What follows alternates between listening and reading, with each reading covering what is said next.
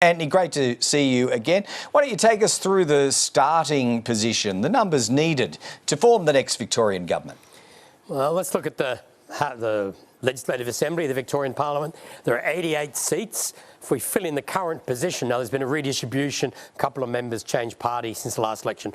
The starting point we're using is Labor 56, Greens 3, 2 independents, 6 nationals, 21 Liberals. So there's 27 on the opposition benches, twice that, 56 with the government. The government can lose up to, I think it's 11 seats on a swing of around 7% and still maintain a majority. But the opposition to form government, majority government, needs a swing of something like 10 to 11%. So it's a huge swing. But I would point out last time the swing was much bigger in marginal seats than elsewhere. I think there's a strong possibility at this election that we might see quite differential swings in different parts of Melbourne, different parts of Victoria. And that's going to be the hard thing to work on tomorrow night. Yeah, you certainly get a sense of some volatility, perhaps patchiness across the state. So set against that, Antony, how likely do you think it's going to be that we actually get a clear-cut result as early as tomorrow night? I think we'll get a result. It just may take a while in the evening to work out. It's the same problem as at the federal election. There'll be a record low vote for the 2 major parties.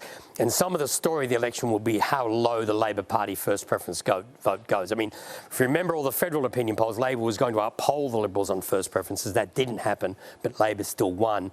The 2-party preferred washed through. How many people are going to vote against Labor, against Dan Andrews, particularly in outer parts of Melbourne? How many are going to do that, but then the preferences still drift back to Labor? I mean, the view is that the opposition hasn't stated an overwhelming case for them being in government, but they put a very strong case forward of a message of put Labor last, put Dan Andrews last. Don't let Dan Andrews, run the state again. Those messages are very strong. And messages like put Labor last, they're aimed at people who aren't voting Liberal.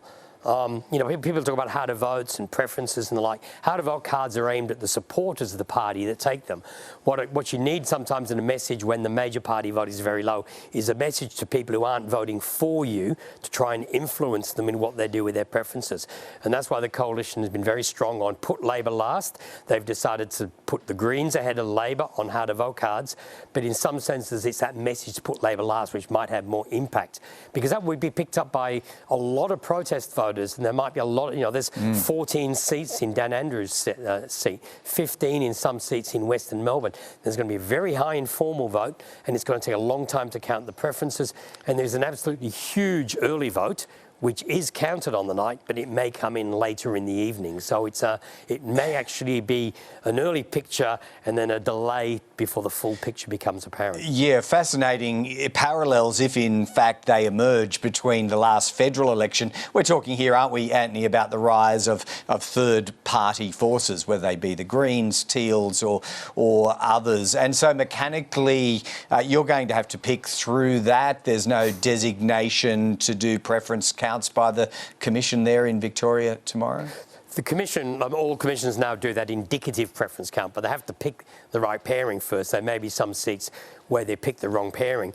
Labor votes will have a low first preference. The Greens will have a very high vote, maybe their record vote in Victoria, and they could pick up another 2 or 3 seats. But there's 740 candidates. It's a record, way over the record, the previous record by about 180.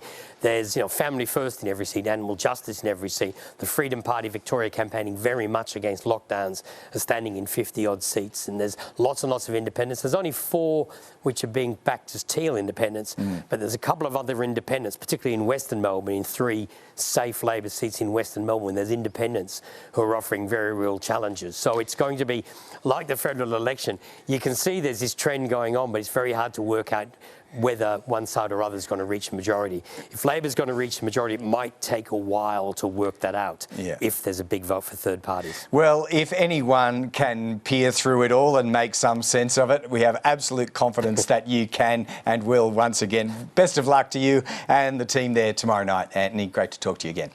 Thanks, Greg.